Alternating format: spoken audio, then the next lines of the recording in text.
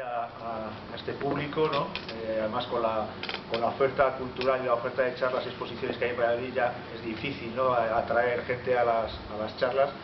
Y bueno, yo voy a intentar al menos que os merezca la pena, voy a intentar contaros pues eso, unas cuantas cosas de algo a lo mejor que os puede quedar lejano, pero que también es cercano para vosotros. Voy a hablaros de migración, voy a hablaros del seguimiento de migración por el estrecho de Gibraltar.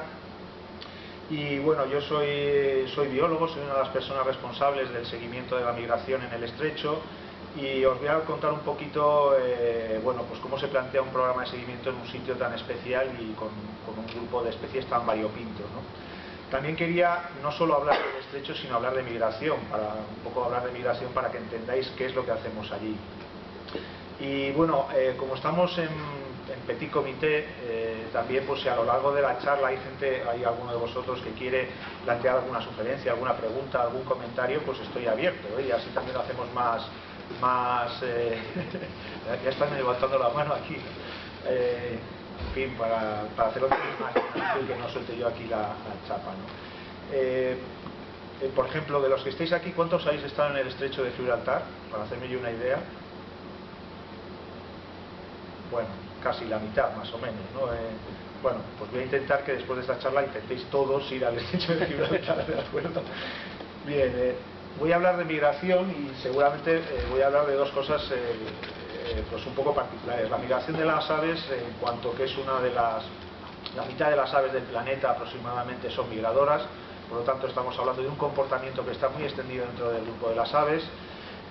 Además, la migración es una parte importante del ciclo vital de estas aves migradoras, y desde luego el estrecho de Gibraltar es un lugar especial para la migración. Es un lugar donde el fenómeno migratorio pues se puede ver con toda su extensión, con toda su espectacularidad, y estamos hablando de uno de los lugares más importantes del mundo. Es el quinto o el sexto lugar más importante del mundo en cuanto a migración de aves.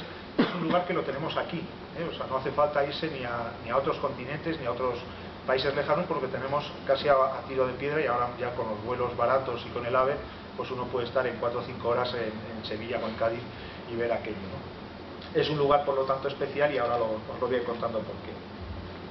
En esta charla voy a hablaros un poquito de la migración para que entendáis lo que es el fenómeno migratorio, y también para introducir lo que es el seguimiento de la migración en el estrecho de Gibraltar. Y también os voy a comentar, por lo que ya se ha dicho antes, por qué es interesante o por qué es importante en estos momentos estudiar la migración, ¿no? Y un poco también con la información que se está sacando del estrecho, pues para que veáis qué es lo que está pasando con las aves migratorias.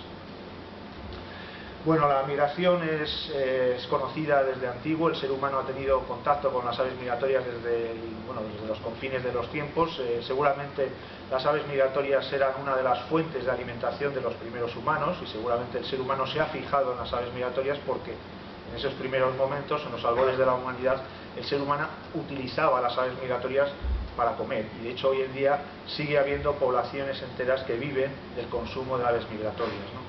Aún así, las aves migratorias también han sido signo de augurios, de buenos augurios, de malos augurios, pero fundamentalmente desde los tiempos remotos hasta la actualidad las aves migratorias han sido uno de los signos de las señales de la naturaleza, una de las señales que marcaban el cambio de las estaciones. Y eso es una de las cosas que aún hoy en día, que tenemos relojes y tenemos calendarios de gran precisión, seguimos utilizando y nos siguen dando mucha información de lo que pasa en el ecosistema, ¿no? Las aves migratorias son parte del calendario de la naturaleza. Aparte de eso, pues hay todo un componente estético en la migración, y en los últimos años pues hay un componente también de estudio, de hacer ciencia sobre un fenómeno tan fascinante, ¿no? Como por qué se migran las aves, por qué se desplazan a esas distancias, cómo lo hacen. De hecho, sigue habiendo muchas incógnitas, como aves que pesan 8 o 10 gramos son capaces de recorrer miles de kilómetros y volver al año siguiente al mismo árbol, al mismo arbusto donde nacieron, donde criaron el año anterior, y con una capacidad de orientación fantástica, cruzando mares, cruzando desiertos. Y eso sigue siendo un enigma de cómo consiguen animales tan pequeños y tan, en fin, con esas capacidades, pues para llegar de un lugar a otro y para moverse por el mundo, ¿no? Y prueba de ello es que nosotros, para hacer eso, ya necesitamos navegadores, necesitamos el Google Earth, necesitamos un montón de mapas, un montón de historias, y parece ya imposible que un animalito de unos pocos gramos sea capaz de hacer eso con una precisión absoluta, sin ningún tipo de tecnología como tenemos nosotros, ¿no? Y eso sigue siendo una de las grandes incógnitas de la migración. Alrededor de la migración hay un montón de historias. El ser humano ha interpretado esos movimientos de aves masivos de una forma o de otra, y realmente es muy bonito recomponer todas esas historias. Pero bueno, yo lo que voy a contaros aquí es lo que nosotros sabemos en la actualidad, sin obviar de que la migración de las aves ha tenido miles de interpretaciones, desde las aves que se transformaban unas especies en otras, o hasta las que se enterraban en el barro, que es una creencia que ha estado vigente hasta hace un siglo y medio. Linneo todavía recogía en su historia natural que las golondrinas y los aviones y los vencejos se enterraban en el barro y pasaban el invierno debajo del barro, ¿no? Y hemos tardado casi un siglo en demostrar que eso no era cierto, y ha habido que meter a golondrinas en peceras para ver que se ahogaban, y decir, pues resulta que no se entierran porque estos bichos se ahogan.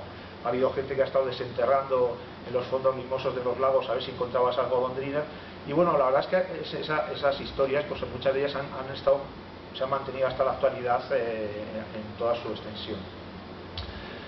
Lo primero quizá que hay que preguntarse es por qué migran las aves, ¿no? Y bueno, pues fundamentalmente las aves migran por una razón fundamental, y es la estacionalidad del alimento.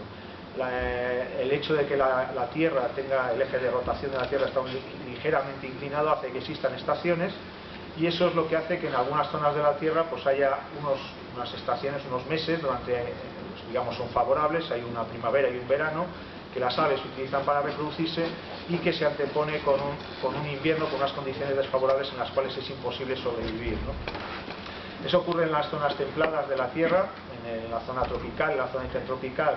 Esas condiciones son más o menos estables a lo largo del año, y la migración más que nada es el comportamiento, es una estrategia de supervivencia que tienen las aves para sobrevivir a esos ambientes estacionales, esas zonas donde el alimento deja de estar accesible durante unos meses del año.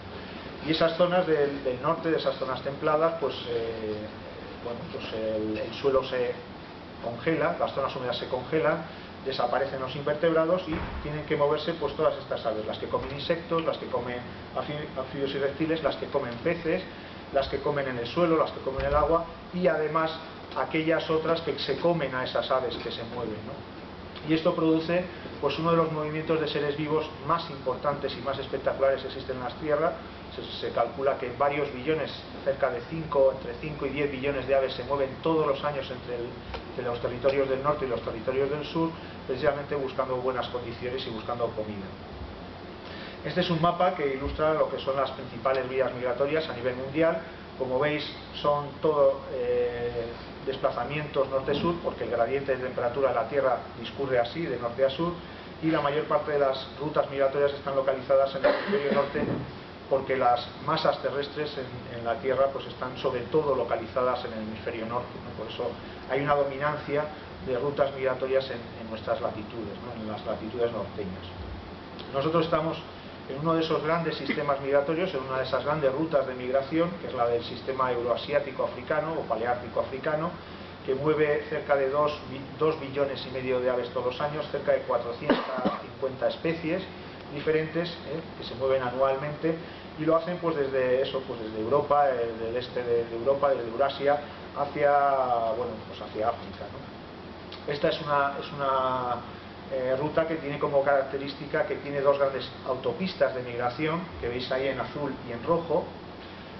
Son las vías occidental y oriental, y fundamentalmente la existencia de estas dos grandes rutas migratorias está conformada por la existencia de dos grandes barreras geográficas: el mar Mediterráneo por un lado y el desierto del Sáhara. El Sáhara es la gran barrera para las aves migratorias, y el desierto junto al mar suponen pues cerca de 3.000, 4.000 kilómetros o de agua o de tierra y arena en las cuales las aves no tienen capacidad de alimentarse. Aunque las aves tienen gran capacidad de volar, pero lo cierto es que esa conjunción de barreras hace que sea difícil atravesarla, y la opción, digamos, la solución que han adoptado las aves migratorias es rodear esas barreras, y rodean esas barreras por el este y las rodean por el oeste. En rojo veis la ruta migratoria oriental de este gran sistema, que coge aves del este de Europa, coge aves por ejemplo de Siberia, de las zonas de la tundra siberiana, y que se canalizan por la zona del Oriente Medio, Oriente Próximo, por la zona de, por ejemplo, Turquía es una buena zona de migración, a través de los estrechos del Bósforo y de Dardanelos, también la zona de las grandes vegas del Tigris y del Éufrates, en la zona de Irak y de Siria, la península arábica, la península de Sinaí, pues son zonas que concentran migrantes en gran cantidad, de hecho, en mucho más individuos que, por ejemplo, la ruta occidental. Nosotros estamos en esa ruta azul, que es la ruta occidental, las aves que rodean esa gran barrera por el oeste, y de hecho pues la península ibérica y en concreto pues el estrecho de Gibraltar está situado en esa gran ruta, en medio de esa gran ruta migratoria. ¿Dónde van esas aves? Pues hay dos estrategias dentro de estas grandes migraciones, dentro de esta ruta migratoria paleártica africana, y son las que veis ahí. Hablamos de migrantes presaharianos o migrantes de corto recorrido y migrantes transsaharianos o migrantes de largo recorrido. La diferencia entre unos y otros es que las zonas de invierno las localizan al sur del Sáhara o al norte del Sáhara. Digamos que el Sáhara es una gran barrera que no pueden atravesar todas las aves, y eso marca la diferencia entre las que lo atraviesan y las que no lo atraviesan. El atravesarlo o no atravesarlo supone meter 2.000 o 3.000 kilómetros más de distancia en las distancias de migración que recorren las aves. Dentro de las migradoras de corto recorrido presaharianas, pues veis ahí tenemos algunas aves rapaces, como los minanos reales, como los ratoneros, muchas aves acuáticas, como los gansos, como muchas especies de patos, algunos limícolas, y también muchos pajarillos. Tenéis ahí las alondras, los zorzales, muchos túrdidos como los petirrojos o comedores de semillas como son los zorquílidos o los emberícidos, los escribanos. ¿Y dónde van estas aves? Pues estas aves procedentes del centro y norte de Europa, digamos, van a pasar el invierno al entorno del Mediterráneo. El Mediterráneo es una gran zona de invernada, de aves migratorias, y fundamentalmente por una circunstancia muy particular. Las temperaturas de invierno son relativamente suaves, hay además un fenómeno que es la otoñada, que son las lluvias de otoño y de invierno, que producen un reverdecimiento de los pastos, producen una cierta actividad de invertebrados, y además hay un fenómeno ecológico fundamental para entender la invernada, que es el de la fructificación del monte Mediterráneo. Es en otoño y en invierno cuando fructifican las quercinias, cuando fructifican los alcornoques y las encinas, pero también cuando fructifican muchísimos árboles y arbustos que forman parte del monte Mediterráneo. Y ahí tenéis las olivas, los acebuches, los lentiscos, los madroños, los zarzamoras, los aladiernos, los labiérnagos. Bueno, podríamos citar 20-30 especies que producen frutos, que producen bayas en esa época y que son la base de la alimentación de millones de aves que van a pasar el invierno en esta zona.